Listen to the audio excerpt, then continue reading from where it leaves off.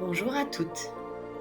Aujourd'hui, je vais aborder un sujet profondément émotionnel qui m'a touchée pendant de nombreuses années, car c'est une de mes blessures principales.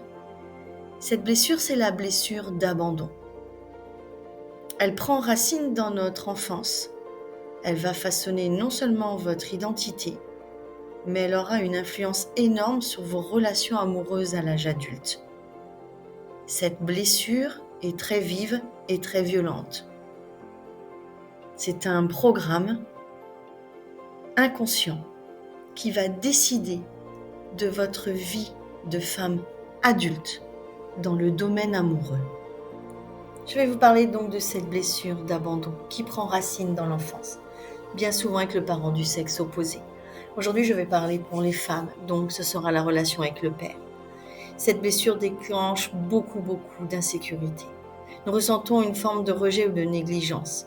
Ça peut être dû à un divorce, à un parent absent, une maladie, un sentiment de ne pas être à la hauteur. Ces expériences vont laisser une empreinte indélébile sur notre psyché. Ce n'est pas souvent un réel abandon, mais imaginez, vous êtes une petite fille qui attendait le retour de son papa. Elle sait qu'il va arriver, elle est contente et au moment où le papa passe la porte, il n'a pas un regard vers cette petite fille.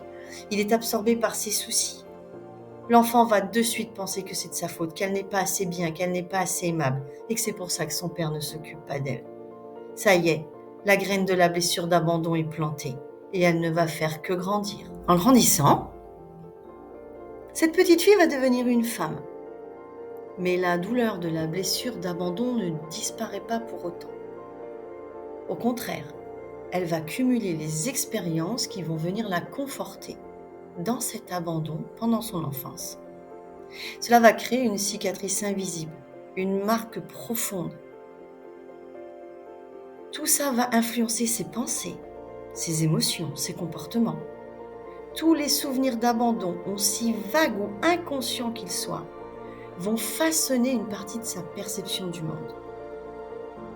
Sans même s'en rendre compte, elle va commencer à porter en elle la peur constante de ne pas être assez pour les autres, qu'il manque quelque chose en elle, qu'elle doit mériter l'amour ou l'attention de ceux qui l'entourent, qu'elle va devoir donner beaucoup pour être aimée et surtout ne pas se faire quitter. Une peur de l'intimité. Alors peut-être pas dans la matière avec ses partenaires, ou même sa sexualité ne posera pas de problème, mais comme elle va avoir l'impression que les personnes qu'elle aime vont la quitter, elle va soit mettre des murs autour de son cœur pour se protéger, se faisant passer pour une femme indépendante et forte, soit elle va rester seule, à force de cumuler les échecs amoureux, ou au pire, par des comportements inconscients, elle va pousser son partenaire à la quitter. Jalousie, insécurité, elle va demander à l'autre de lui prouver sans cesse qu'il va rester. Et au bout d'un moment, la rupture va se faire. Et elle se dira, j'en étais sûre, ça devait se terminer comme ça. L'autre programme qui va s'activer va être la recherche constante de validation. La femme porteuse de la blessure d'abandon va être en quête constante d'être validée et d'avoir de l'approbation de ses proches. Elle va chercher à prouver sa valeur tout le temps, que ce soit dans sa carrière, ses amitiés, dans tous les domaines de sa vie, mais surtout dans ses relations amoureuses. Elle ressent souvent une insatisfaction parce qu'elle ne se sent jamais assez bien, pas à la hauteur, pas aimable. Donc elle va demander à son partenaire de toujours lui montrer à quel point elle peut être aimée, à quel point elle est valorisée, à quel point elle est formidable. Seule la validation de son partenaire va compter et elle va demander de plus en plus de preuves chaque jour. Ce qui va être très lourd à porter pour le partenaire. Les comportements d'auto-sabotage. La femme marquée par la blessure d'abandon va, sans le vouloir, se retrouver dans des relations qui renforcent ses peurs. En attirant des partenaires émotionnellement distants ou incapables de s'engager, elle va essayer de leur prouver son dévouement et qu'elle est digne d'amour, qu'elle est la femme parfaite pour eux.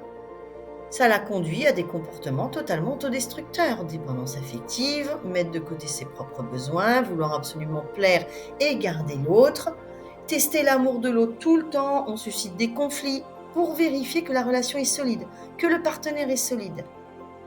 Cela engendre des cycles de rupture, des réconciliations, des peurs, des incompréhensions. La femme qui souffre de cette blessure va absolument vouloir que son partenaire reste pour se prouver qu'elle est aimable. Le besoin d'être constamment entouré et rassuré est une autre conséquence de la blessure d'abandon. La solitude peut être complètement insupportable. Alors on va tenter de l'éviter, on va s'investir intensément dans les relations.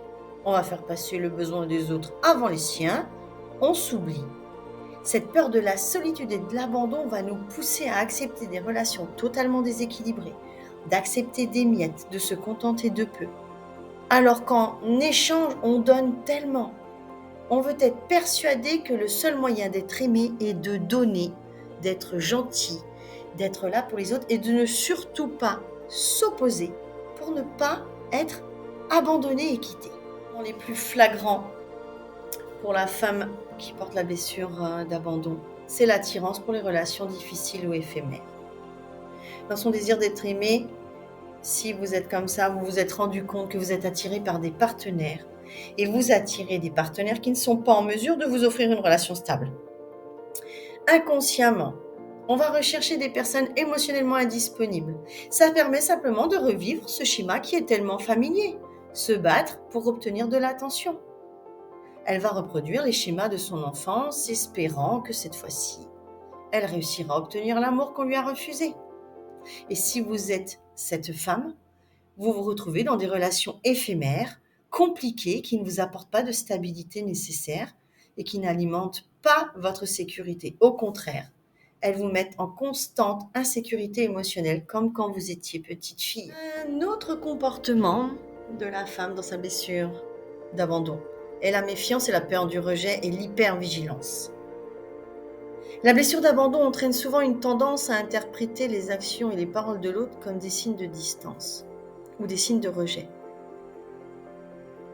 Vous allez développer une hypervigilance émotionnelle, prête à détecter le moindre signe d'éloignement, le moindre signe de danger, pour ne pas revivre l'intensité du traumatisme initial.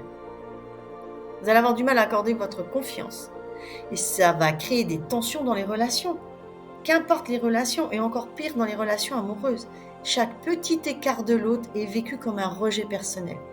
Et ça intensifie votre sentiment d'insécurité. L'autre est scruté. Chaque petit détail est scruté et analysé avec votre blessure, ce qui en fait un signal d'alerte. Pour les personnes à qui ça pourrait parler et intéresser, il y a des causes spirituelles et quantiques à la blessure d'abandon. Quand nous décidons de nous incarner sur Terre, notre âme a choisi ce qu'elle était venue vivre et surtout ce qu'elle était venue libérer. On s'incarne avec cette blessure d'abandon, on va donc choisir au départ des parents, de la famille qui va nous faire vivre ce processus. C'est vraiment pas drôle puisque c'est une douleur de l'âme, une blessure de l'âme comme on l'appelle. Et donc, on va aller vivre des situations qui sans cesse vont nous ramener des expériences d'abandon jusqu'à ce que l'on comprenne la leçon et que l'on s'en libère. Ces causes spirituelles sont aussi à aller libérer dans les accompagnements afin que dans la matière, cette blessure puisse être guérie en totalité. Alors, comment se libérer de cette blessure ? Premièrement, déjà, c'est de reconnaître que nous avons la blessure d'abandon. C'est une étape cruciale vers la guérison. Le chemin peut vous paraître difficile, mais il est libérateur. Il faut aller renouer avec son enfant intérieur, surtout aller voir les causes premières du déclenchement de cette blessure. Comme je vous le disais, c'est bien souvent le rapport au père. En apprenant à aller voir son enfant intérieur et lui dire que ce n'était pas de sa faute si son papa n'était pas présent, que la sécurité émotionnelle qu'elle n'a pas reçue, ce n'était pas de sa faute. On va commencer à apaiser l'enfant intérieur. Et ensuite, il va falloir aller se donner l'amour et la sécurité nous-mêmes. Arrêtez de chercher désespérément à l'extérieur. Pourquoi se libérer de cette blessure ? La question peut paraître idiote. Tout simplement, vous avez la solution de porter des masques dans vos relations amoureuses de jouer à la femme fatale, la femme forte, de rester dans votre image de femme forte et vous êtes assuré d'avoir une vie sentimentale qui ne vous apportera que du malheur et de la tristesse. Ou alors, c'est de vous libérer une bonne fois pour toutes. En vous libérant de la blessure, vous allez retrouver votre sécurité intérieure et émotionnelle et donc, vous allez pouvoir vivre des relations saines et durables avec des hommes que vous n'attirerez plus en immature ou sans engagement, puisque vous ne vibrerez plus la mendicité amoureuse. Se libérer de cette blessure va vous permettre de vivre une vie sereine et pas que dans le domaine amoureux, dans tous les domaines émotionnels de votre vie.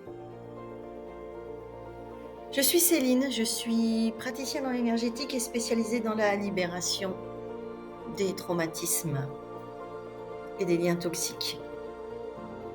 Cette blessure d'abandon, elle m'a suivie pendant 50 ans, quasiment, me faisant vivre des relations catastrophiques.